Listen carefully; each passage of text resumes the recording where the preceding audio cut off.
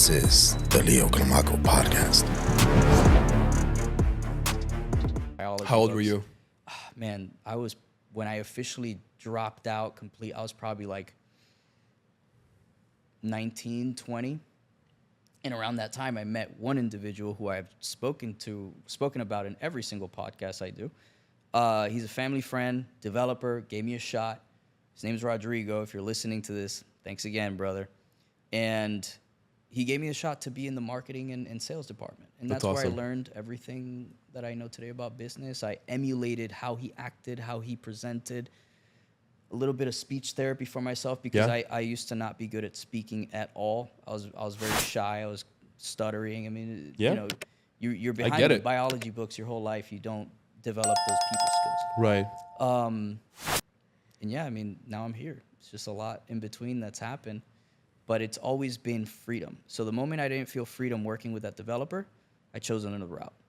And then the moment I didn't feel freedom doing what I was doing as an entrepreneur, I chose another route. Because as an entrepreneur, you can easily create a job for yourself, full-time job. 100%. You'd be locked down. Yeah. And I get it. At first, it's a full-time job for everyone. But if you're never able to leave your own rat race, you got to figure out another scalable system. So that's been my journey. Other than Rodrigo, who were your mentors? My uncle is a big one, Luis. Big entrepreneur. He's handled hundreds of millions. Like money-wise, he is a guy to look up to. That's awesome to have that growing up. Right. My grandfather also was a figure for me as well, but he wasn't very open about giving motivational advice. It's just, do you want to work in the family business or not? No. Okay, go do something else. There's no advice. But my uncle, he has just been somebody to look up to because he made all this money. He doing what? He's a real estate developer, but very, very niche. So he does tuberías. How do you say that in Spanish? Tuberías. Anyway, what connects multi-families, two homes? No. So he was building a bridge, for example, in Panama. A bridge that's going to connect to a dock for boats, right? So it's very niche. He was also building a connection between Venezuela and Aruba for oil. Okay. It was I think it was like a $300 million to $800 million project. That one failed because of the things that were happening in Venezuela. But all of a sudden, he was having a bunch of issues in Panama because of corruption. He said, I'm over the corruption. I'm done with it. And he decided to go full force with Sadhguru, meditation, Kundalini yoga, and he left everything behind. He still has those things. He's selling the business, but he's not active. Right.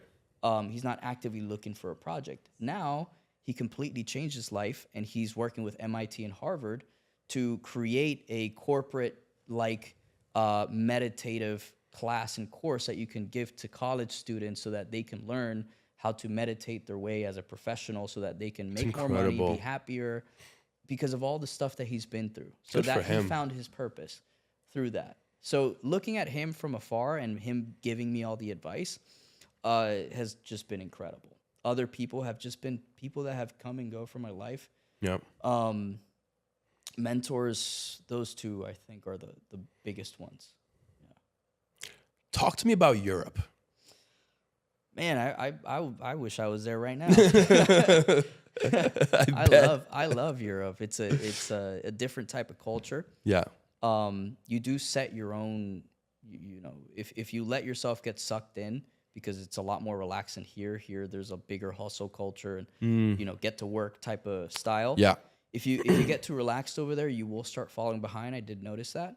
At least the first month that I was there, it was very tough. Where were you? Italy. First month jumping around. I mean, it was a vacation, but I still like to be on my stuff. For sure. But man, Europe, as long as you're disciplined and you're able to set your own environment within where you're staying, you're good, and the lifestyle's cheaper. It's very, very affordable. Are you on a sabbatical or are you moving there permanently? What's your goal? What's your idea? No, man. I went to go see if I like Madrid. Okay. See if I buy a place. I definitely want to. Yeah. That's the place I want to stay at.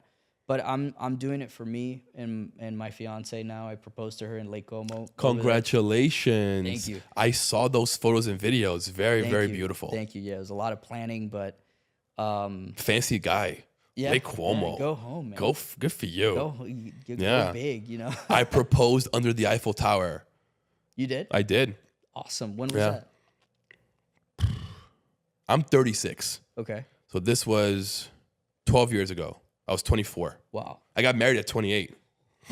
Yeah. So 4 years. Yeah, we were trying to rush it. We want to get married in February, but finding a venue, it's not enough time. So, In Miami? yeah, in Miami. Yeah. We were thinking then Miami, Europe, New York. What do we want to do? Right. It's just when you set yourself up that way, the whole world is an opportunity to do what you want. Yep. Which is why we came back and now we want to go up to.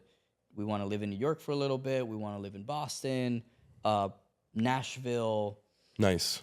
I'm from New York originally. Yeah. Yeah. Lived there 25 years. You like it Not anymore. now? Now I like going back to visit. I'm there 4 or 5 days. I'm good. Okay. Do I want to own a place there one day? 100%. Okay. But I don't think I could live there all year round anymore. Why? I got tired of it. I think I've lived every part of that city. Right. Like I've done Park Avenue. I've done the peon work. I've done from peon work to the top level. Gotcha. So I used to be an IT director. Okay. I did IT for like 15 years. I used to work for high-end billionaire families. Right. I used to work for their family office, and I was their one-stop shop. Right. Just me managing from their kid's iPad to the network on their jet and their yacht. Wow. So I traveled all over the country, all over the world, supporting their homes and their equipment. Wow. Did that for about 6 years. I worked for 4 different families within 6 years. How did you get that gig? It's tough to get in family offices. So I had a really good manager when I was just a regular tech. Gotcha. She saw the potential in me.